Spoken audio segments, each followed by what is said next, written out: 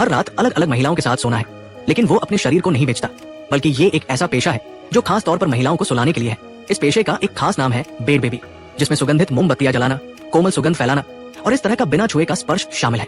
अगर कोई ग्राहक मौके का फायदा उठाने की कोशिश करता है तो वो बहुत विनम्रता से दूरी बनाए रखता है, क्योंकि कंपनी के सख्त नियम है। पहला, ग्राहकों को कपड़े नहीं उतारने देना। दूसरा, अश्लील बातों का जवाब नहीं देना। और तीसरा, खुद को भी सोने की इजाजत नहीं। समय पूरा होते ही उसे तुरंत जाना होता है। पुराने वांग, जो कंपनी का स्टार है, उसके गले लगने वाले ग्राहक आमतौर पर 5 मिनट के अंदर सो जाते हैं।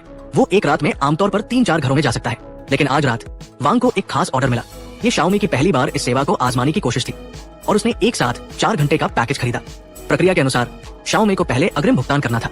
फिर वांग ने उसे अपना काम का प्रमाण पत्र दिखाया और नहाने चला गया। अब सबके फोन की बैटरी कितनी है, कमेंट में बताएं। एक ही बैटरी प्रतिशत वाले दोस्त बन सकते हैं। शाओमी आने वाली पूरी सेवा के लिए उत्साहित थी। जब वांग खुशबूदार और ताजा होकर बाहर आया, उसने नाइट सूट पहन लिया, लेकिन शाओमी अचानक घबरा गई। सोने के समय वांग ने प्रक्रिया के अनुसार ग्राहक को करवट लेटने को कहा और हमेशा की तरह उसे सुलाने की तैयारी करने लगा। ये साफ था कि शाओमी सिर्फ सोना नहीं चाहती थी, वो सोच रही थी कि कुछ क्यों नहीं हो रहा। धीरे धीरे वो खुद को रोक नहीं पाई और अपने शरीर को वांग की ओर रगड़ने लगी। वांग ने ये देखते ही उसे दूर धकेला और 2 तकिए बीच में रखकर सीमा रेखा बना दी। इससे शाओमी तुरंत गुस्सा हो गई। एक सोने वाला साथी इतना शर्मिला कैसे हो सकता है। वो गुस्से में रेस्तरां में गई, शराब पीने लगी और वांग से पैसे वापस करने की मांग करने लगी। वांग के पास कोई चारा नहीं था। उसने ऑर्डर रद्द करने को सहमति दे दी। उसने पैकेज में शामिल चीजों को एक एक करके टेबल पर रखा और हिसाब करने लगा।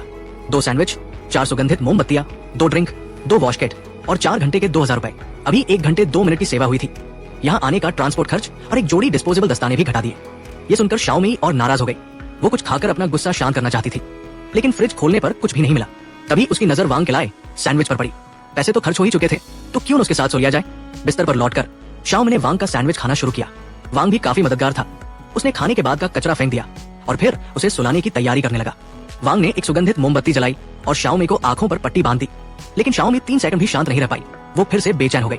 कंपनी अश्लील बातें करने की इजाजत नहीं देती, लेकिन शाओमी का मुंह रुकने का नाम नहीं ले रहा था। हालांकि दस्ताने उतारना कंपनी के नियमों के खिलाफ था, लेकिन मजबूरी में उसे शाओमी की बात माननी पड़ी। उसके साथ सोने की वजह से शाओमी जल्दी ही बेहोश हो गई। लेकिन अगली सुबह जब नीक जागा तो उसने खुद को जिन्मी के बिस्तर पर पाया। ये उसका पहली बार था जब उसने कंपनी के नियम तोड़े। वो जल्दी से उठा और जिन्मी से विदा लेकर घबराहट में कंपनी लौट गया। लेकिन जैसे ही वो अंदर घुसा, उसने बॉस को गुस्से में देखा। दरअसल एक दूसरा सहकर्मी एक साथ 8 ग्राहकों के साथ उलझ गया था, जिससे कुछ ग्राहक आपस में ईर्ष्या करने लगे और कंपनी में हंगामा हो गया। यहाँ तक कि एक ग्राहक गर्भवती भी हो गई थी। गुस्से में बॉस ने उस सहकर्मी को नौकरी से निकाल दिया। ये देखकर नीक और घबरा गया।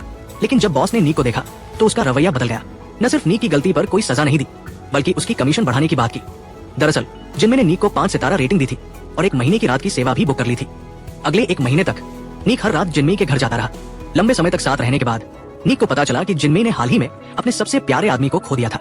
उसका बॉयफ्रेंड उसके साथ 10 साल से था, लेकिन कभी शादी का प्रस्ताव नहीं दिया। इसलिए जिन्मी ने दुखी होकर रिश्ता खत्म कर दिया। ये पहली बार था जब नीक को किसी ग्राहक से हमदर्दी हुई। वो जिन्मी के दर्द को महसूस कर सकता था और अपनी मौजूदगी से उसे खुश करना चाहता था। समय बीतता गया और जल्द ही 1 महीना पूरा हो गया। उस दिन जिन्मी ने एक शानदार डिनर बनाया। दोनों ने खाते हुए खुशी खुशी बातें की। हालांकि वो बहुत हल्के फुल्के अंदाज में थी, फिर भी वो अंदर से अलगाव के दर्द को छिपा नहीं पाई। कुछ गिलास शराब के बाद माहौल गर्म हो गया। ऑर्डर की घंटी अचानक बजी। नीक को एक नया काम मिला। ये उसका काम था। उसे मजबूरी में जिन्मी से विदा लेना पड़ा। जिन्मी ने भी बेपरवाही से टिप निकाल कर दे दिया। लेकिन अगले ग्राहक के घर पहुंचते ही नीक का मन कहीं और था। उसका दिमाग जिन्मी के ख्यालों से भरा था। इस 1 महीने ने उसे जिन्मी के लिए गहरी भावनाएं पैदा कर दी थी। पहले वो सिर्फ एक भावनाहीन सुलाने वाला रोबोट था, लेकिन अब उसे एहसास हुआ। जल्द ही नीक बॉस के ऑफिस पहुंचा और बिना हिचकिचाहट के इस्तीफा दे दिया। ये देखकर बॉस हैरान रह गया। इतनी अच्छी नौकरी छोड़ रहा था, लेकिन नीक ने फैसला कर लिया था। आखिर कुछ लोग ऐसे होते हैं जिन्हें छोड़ना नहीं चाहिए। इसके बाद वो बिना रुके जिन्मी के घर के नीचे पहुंचा और रास्ते में एक फूलों का गुलदस्ता भी लेता आया। लिफ्ट भरी हुई थी। नीक को अगली लिफ्ट का इंतजार करना पड़ा, लेकिन पलटते ही उसे कुछ ख्याल आया। लिफ्ट में किसी और के पास भी फूल थे। अचानक उसे एक बुरा अंदेशा हुआ। वो तेजी से सीढ़ियों की ओर भागा, लेकिन सब कुछ देर हो चुका था। जिन्मी का पूर्व प्रेमी पहले ही पहुंच गया था और उसके सामने घुटनों पर बैठ गया था। लेकिन कहानी का अंत सुखद रहा। प्रेमी प्रेमिका आखिरकार एक हो गए और हमें पता चला कि असली अंत उल्टी